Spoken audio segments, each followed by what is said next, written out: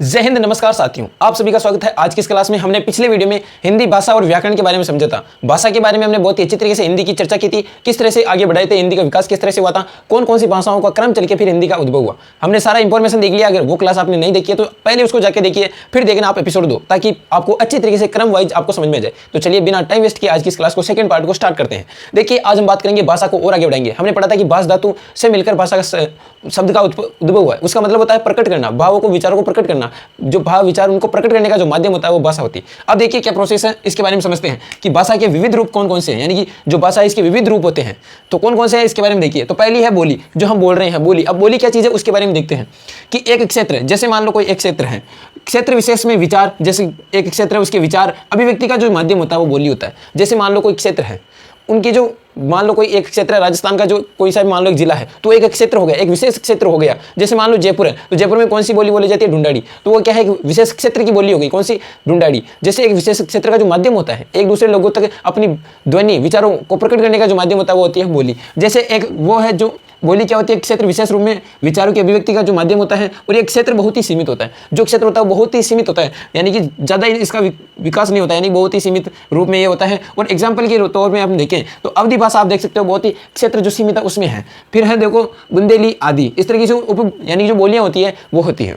बोली समझ में आ गया, यानी कि जो क्षेत्र होता है उसके विशेष रूप में होता है, यानी कि विचारों और अभिव्यक्ति माध्यम करने का जो सबसे सरल तरीका अगर हम बात करें तो वो कौन सा है, बोली। अब देखिए दूसरा हमारा विविध रूप है उपबोली। हमने बोली के बारे में भी तो चर्चा कर ली कि बोली क्या होती है। अब जो उपबोली ये क्या है इसके बारे में देखिए, एकाधिक एक, यानी कि एकाधिक स्थानीय बोलियां। अब एकाधिक स्थानीय बोलियां यानी एक से अधिक जो स्थानीय बोलियां हैं, जैसे मान लो यहाँ पर कोई स्थानीय बोली है, यहाँ पर भी कोई स्थानीय बोली, यहाँ पर भी कोई स्थानीय बोली है, तो ये मिलकर ये सभी मिलकर क्या करती है, फिर बोलियां मिलकर एक उपबोली का निर्माण करती हैं। क्या करती है, उपबोली। जैसे मान लो कोई ये राजस्थान का, जैसे मान लो कि कई सारी बोलियां हैं, ये मिलकर क्या कर रही है, राजस्थानी भाषा बना रही है। क्या बना रही है, राजस्थानी उपबोली मान लो। जैसे इस तरह से जो विकास होता है। अब देखो इसमें क्या है, एग्जाम्पल देखिए।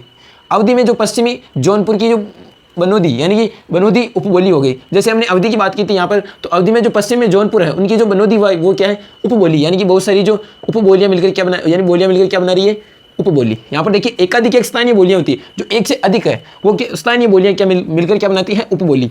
ये तो हमने पढ़ ली उपबोली क्या होती है। अब पढ़ते हैं हम उपभाषा के बारे में। भाषा के बारे में भी चर्चा करेंगे, उससे पहले हम चर्चा करते हैं उपभाषा के बारे में। तो अब देखिए उपभाषा का मतलब क्या होता है। अब ये उप का मतलब क्या होता है इसके बारे में समझिए। जैसे हम समझते हैं उप मुख्यमंत्री, उपराष्ट्रपति। उप क्या होता है, फिर उप मुख्यमंत्री, सरपंच, उप सरपंच, इस तरीके से। जैसे मान लो कोई उप मुख्यमंत्री, तो पहले तो क्या है, मुख्यमंत्री। सबसे बड़ा पद तो क्या है, मुख्यमंत्री। और इसका ही अगर हम ढांचा थोड़ा इससे नीचे का पद देखें तो होता है उप मुख्यमंत्री। इसका मतलब यह होता है कि जो मुख्यमंत्री का, अगर मुख्यमंत्री का पद खाली है तो उसके एक जो संवैधानिक रूप में यानी कानूनी तौर पर मुख्यमंत्री का काम कौन करता है, उप मुख्यमंत्री करता है। उसी तरीके जैसे मान लो कोई भाषा है, उसको अगर कोई समझने वाला नहीं, बहुत कम समझने वाला है, तो उपभाषा के रूप में वो क्या है, उसके स्थान पर काम करती है। अब देखिए क्या है उपभाषा, तो एक से अधिक बोलियां, यानी कि हमने बात की उपबोली, तो एक से अधिक बोलियां मिलकर उपभाषा का निर्माण करती हैं। और अतार्थ है, अब देखिए जब किसी बोली में साहित्य की रचना हो जाती है, अब क्या होता है कि जो एक से अधिक मिलकर बोलियां क्या बनाती है, उपभाषा।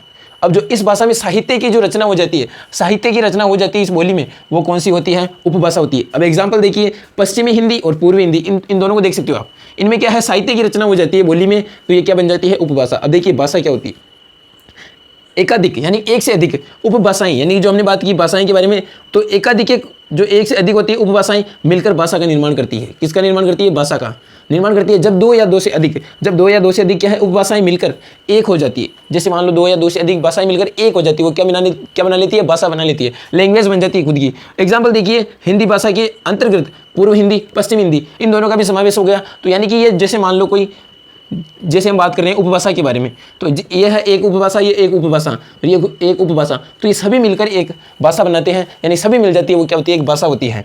जैसे हमने बात की ये हिंदी भाषा के अंतर्गत पूर्वी और जो पूर्वी हिंदी और पश्चिमी राजस्थानी में, यानी पूर्वी पश्चिमी हिंदी मिलकर क्या बनाती है, भाषा, हिंदी भाषा बनाती है। जैसे हिंदी भाषा के बारे में बात करें तो हिंदी में इन दोनों के अंतर्गत मिलकर एक होता है। यानी भाषा को अगर एक बार फिर देखें तो एक से अधिक उपभाषाएं होती है, ये मिलकर भाषा का निर्माण करती है। दो या दो से अधिक उपभाषाएं मिलकर क्या बनाती है, भाषा बनाती है। अब चलो हम देखते हैं राष्ट्रभाषा, राजभाषा, राष्ट्रभाषा क्या होती है, इसके बारे में चर्चा करते हैं पूरी डिटेल से। तो देखिए राजभाषा क्या है, राजभाषा किसी राज्य की, जैसे हमने बात की थी उपबोलियां, उपभाषा जो एक क्षेत्र विशेष की होती थी, उसी प्रकार जैसे किसी राज्य विशेष, जैसे मान लो कोई राजस्थान राज्य, गुजरात राज्य है, बिहार राज्य, तो जैसे एक किसी राज्य विशेष के सरकारी कामकाज करने हेतु जिस भाषा का प्रयोग करते हैं उस भाषा को क्या कहते हैं, राजभाषा। जैसे मान लो कि कोई एक भाषा है, हिंदी भाषा है, तो हिंदी अलग भाषा हो गई। और उसी प्रकार से जैसे मान लो गुजरात एक राज्य है, उसमें गुजराती भाषा, तो गुजरात जो राज्य है वो एक विशेष राज्य है, उसके विशेष जो सरकारी काम है उसमें कौन सी भाषा का प्रयोग किया जाएगा, अगर राजभाषा दर्जा है तो उसमें प्रयोग किया जाएगा गुजराती भाषा। जैसे मान लो कि राजस्थान में राजस्थानी भाषा को दर्जा मिल जाता है, कौन सी भाषा, राजस्थानी भाषा, तो फिर जो राजस्थान के जो जितने भी सरकारी कामकाज है उसमें कौन सी भाषा प्रयोग में ली जाएगी, वो ली जाएगी राजस्थानी भाषा।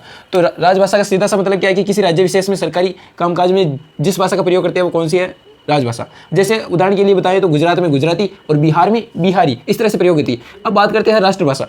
जिस तरह से राजभाषा होती है एक विशेष राज्य की, उसी प्रकार एक देश की जो भाषा होती है जो पूरे देश में एक प्रकार से बोली जाती है, सर्वाधिक जो भाषा बोली जाती है और उसको राष्ट्रभाषा घोषित कर देते हैं, वो होती है राष्ट्रभाषा। फिर उसका मतलब ये होता है कि पूरे देश में उस भाषा का प्रयोग किया जाएगा। अब देखिए क्या होती है इसमें, देखते हैं किसी राष्ट्र में सार्वजनिक रूप से प्रयुक्त होने वाली भाषा, यानी कि सार्वजनिक रूप से सब बोले जाने वाली जो भाषा होती है, जिसका देखिए संपूर्ण, यानी जिसका प्रयोग संपूर्ण राष्ट्र करता हो, जिसका जो प्रयोग उस भाषा का वो संपूर्ण राष्ट्र करता हो। उसके बाद में देखिए जो किया जाता है, अर्थात राष्ट्र के अधिकांश भाग में, जो देश है उसके अधिकांश भाग में सर्वाधिक प्रयोग में की जाने वाली भाषा कौन सी है, राष्ट्रभाषा है। अब हम बात करते हैं मातृभाषा। इसके नाम से पता चल रहा है कि मातृभाषा क्या है, यानी कि माता के मुख यानी माता के मुख से बोली जाने वाली भाषा जो हम सीखते हैं, मदर टंग जिसे कहते हैं, वह भाषा जिसका प्रयोग घर, परिवार या समाज में किया जाता है उसे क्या कहते हैं, मातृभाषा। इससे तो आप बहुत सारे परिचित होंगे, इसको कोई समझाने की इतनी कोई बात दिक्कत नहीं है। अब देखिए राजनीतिक भाषा, यहाँ पर क्या है राजनीतिक भाषा, वो क्या होती है, देखिए राजनीतिक भाषा एक देश है, यानी कि एक देश है, जैसे मान लो भारत, कौन सा देश है, भारत, और दूसरे देश के मध्य, जैसे मान लो रूस, दूसरा देश कौन सा है, रूस, यानी कि दोनों के मध्य जो पत्र व्यवहार में प्रयुक्त होने वाली है। जैसे मान लो कि रूस में इंग्लिश चलती है, क्या चलती है, इंग्लिश, और यहाँ हम इसको भेज रहे हैं, जैसे रूस को कोई पत्र भेजना है तो हम जैसे हिंदी में भेज देंगे, तो इसमें क्या फिर जो हम कहना क्या चाहते हैं, हमारे विचार क्या है, उनका आदान प्रदान नहीं हो पाएगा, क्योंकि जैसे ये समझ रही है रूस, कौन सी भाषा, इंग्लिश, तो हम भी अगर इंग्लिश में भेजेंगे तो वो क्या है, जो हमारे विचार है वो अच्छी तरीके से समझ पाएंगे। तो राजनीतिक भाषा का मतलब ये होता है कि एक देश से, यानी मान लो भारत से दूसरे देश जैसे रूस, यानी कि एक देश से दूसरे देश के मध्य जो पत्र व्यवहार होता है, जो पत्र व्यवहार हेतु प्रयुक्त की जाती है, वो भाषा कौन सी होती है, राजनीतिक भाषा। अब देखिए राजनीतिक भाषा अत्यंत विशिष्ट और औपचारिक भाषा होती है। इसमें क्या कोई विशेष औपचारिक होती है, ये नहीं है कि सबको ये भाषा फॉलो करनी होगी इस तरह से, क्योंकि फिर ये क्या होती है, राजनीतिक भाषा अत्यंत तो शिष्ट होती है और एक औपचारिक भाषा है। इस तरह से यहाँ ये भाषाओं के बारे में हमने चर्चा की कि किस तरह से कौन कौन सी भाषाओं के विविध रूप होते हैं, इनके बारे में। अब हम चलो बात करते हैं व्याकरण के बारे में, व्याकरण के बारे में पूरी चर्चा करते हैं। अब देखिए व्याकरण शब्द का संधि विच्छेद क्या है, किस तरह से इसका अर्थ आप देखिए, इसका संधि विच्छेद है वी प्लस आ प्लस करण। इस संधि जब हम पढ़ेंगे, वर्ण के बाद हम संधि स्टार्ट करेंगे, उसमें आपको बहुत ही अच्छी तरीके से बताएंगे कि ये किस तरह से आ रहे हैं, वी कैसे आ रहा है, आप कैसे आ रहा है और करण कैसे आ रहा है। अभी तक आपको बस इतना ध्यान रखा कि इसका जो संधि विच्छेद है वो है वी प्लस आ प्लस करण। इसका अर्थ है इसका भली भांति समझना, यानी भली भांति किसी चीज़ को समझना।